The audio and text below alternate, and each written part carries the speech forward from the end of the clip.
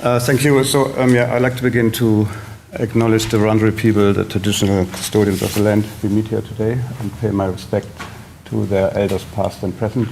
I extend that respect to all Aboriginal and Torres Strait Islander peoples here today. This is Cloud Street, a house in suburban Northcote. I obviously don't come from this part of the world, but Cloud Street was the first Australian novel I ever read. And this house always reminded me of Cloud Street.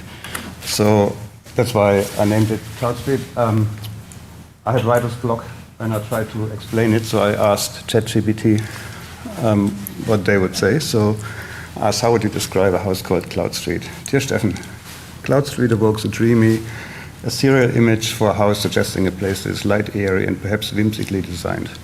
The name implies a connection to the sky or a feeling of floating above the ground. One might imagine a house with spacious, open, plain interiors, large windows, or glass walls to let in natural light, which I thought was a fitting description, actually, of what you will see.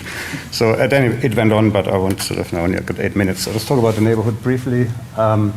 Very suburban neighborhood. The challenge I find working in these neighborhoods is actually to maintain the social connection. Obviously, houses get more expensive. And more significant, but often the impact onto the social fabric is not necessarily always positive. So we did want to design a house that obviously connects to the street. This is how it sort of connects to the neighborhood, and this is how we did it. So it's a relatively large house for what we usually do. It's a family house. They got very let's say extensive hobbies. It's a large house. It's zoned into. They got noisy children, so we zoned the house into 4 zones. Utilities. You can see sort of on the colored gray. Communal area green. Parents at the back at the top, and the kids at the front. And then we tried to break this up and sort of develop the form. Further, and then that sort of went into the into the model.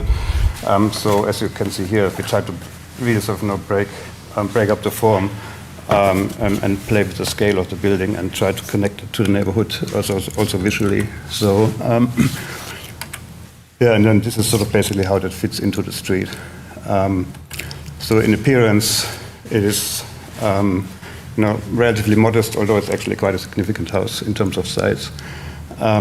So what I do is I just sort of walk you through the house as we sort of as you would enter as a visitor. So obviously you arrive at in a little sort of outdoor lobby where you can park your bikes. Then you sort of enter through a double height space that also sort of works as a thermal chimney, and obviously sort of becomes an anchor point sort of for the building, and then from there you have obviously have a choice to go sort of into the communal areas at the back or up to the kids areas on the first floor at the front. The whole house is held together by sort of a rammed earth spine. We've done a lot of work with rammed earth. We do like it because of its imported carbon, low imported carbon. In general, you can't really sell something. We found sort of, because of its low imported carbon, you absolutely got to sell others of quality, and obviously rammed earth is, I just find it's a beautiful material, visually, aesthetically, it's good thermal mass, and it's acoustically actually very, very good as well. So, so then basically rammed earth wall leads you into the communal areas that you then also obviously can close off. Sort of, and obviously control thermal comfort that way. Parents and children. So obviously, as I said, parents and children come together on the ground floor, but then are separated in 2 different sort of wings that sort of extend vertically. The parents' stair is sort of more hidden behind the kitchen, and then sort of leads up that sort of rammed earth wall that we obviously sort of. That is sort of lit through east-facing window where you then really get this beautiful morning sun reflecting sort of sunlight and warmth off the wall as you come down and make yourself a coffee. The kids area is the opposite. It's the sort of the more sort of public stair because obviously kids have different privacy needs. Kids' rooms are always interesting too. What we wanted is I think it's always important for children to have a view. I mean, I remember my own childhood, I had this upstairs bedroom and I was sort of overlooking the paddocks and then the mountains in the background, and it becomes sort of part of your childhood, part of your childhood memories and part of your identity. So we did basically place windows on opposite ends of the kids' rooms, so they can actually then also sort of have a view of the neighborhood and sort of watch the neighborhood without sort of impacting too much on anyone's privacy. So, and then because the kids' area, if the bathroom is downstairs, and if it's really, obviously, we introduced the fireman's pole. So if it's very urgent, then you just go down the fireman's pole and not turn the public stair. Outside,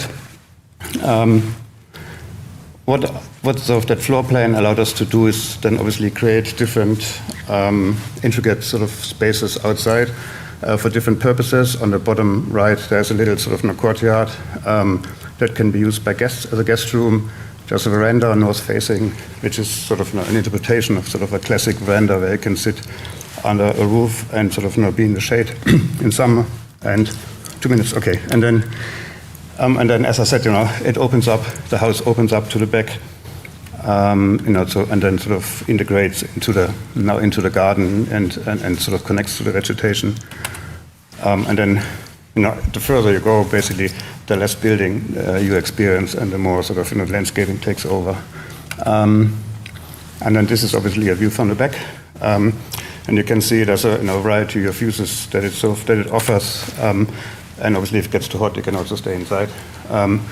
So I think how you work with shading is always very important for our projects. What